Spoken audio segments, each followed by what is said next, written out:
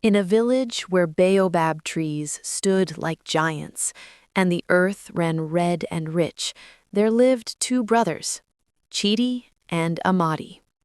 They were born from the same womb, raised under the same roof, fed from the same clay pot their mother had molded with her own hands.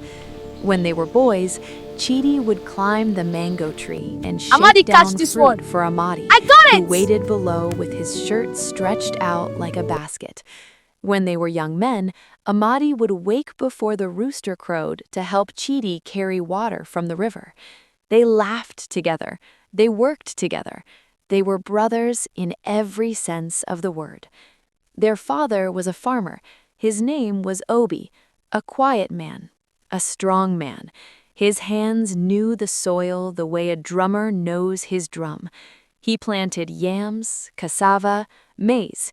He worked at land until his back bent like a question mark, until his hair turned white as cotton. And when Obi died, he left behind only one thing of value: the land.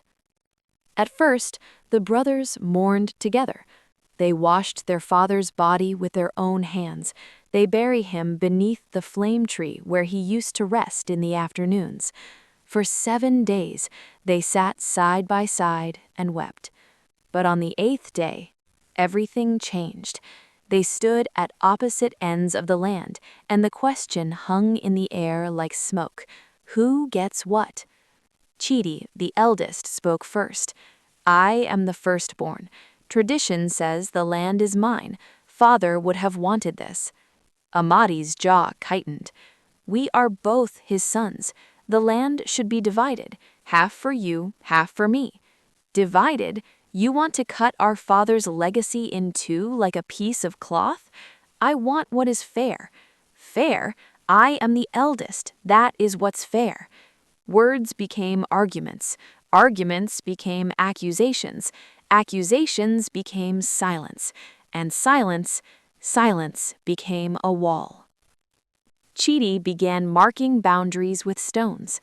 Amadi tore them down in the night. Chidi plowed the western field at dawn. Amadi blocked the path to the well. Neighbors whispered. Children stopped playing between their houses.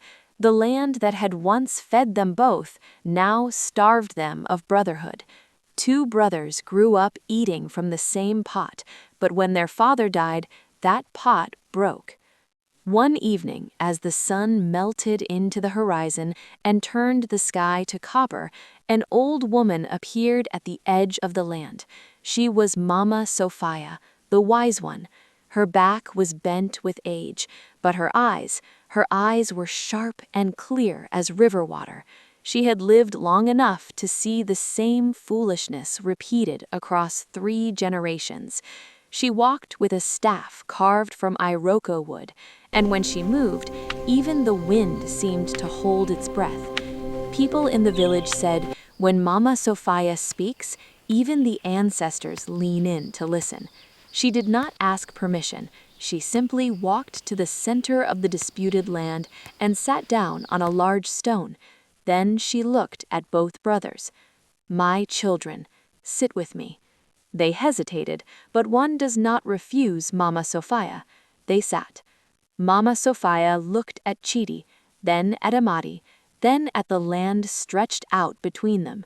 She let the silence breathe before she spoke. You have made a mistake. You think you are fighting over land, but you are not. Both brothers opened their mouths to speak, but she raised one hand. You are fighting because you have forgotten what the land is for. She pointed at the soil with her staff. Your father did not break his back so that you could break each other. He worked this soil so that you would eat, so that you would live. The land is not a prize to be won. It is a responsibility to be shared.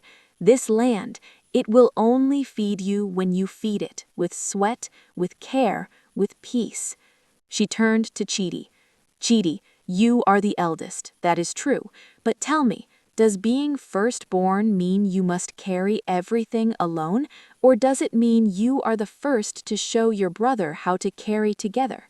Chidi's eyes dropped to the ground. Then she turned to Amadi.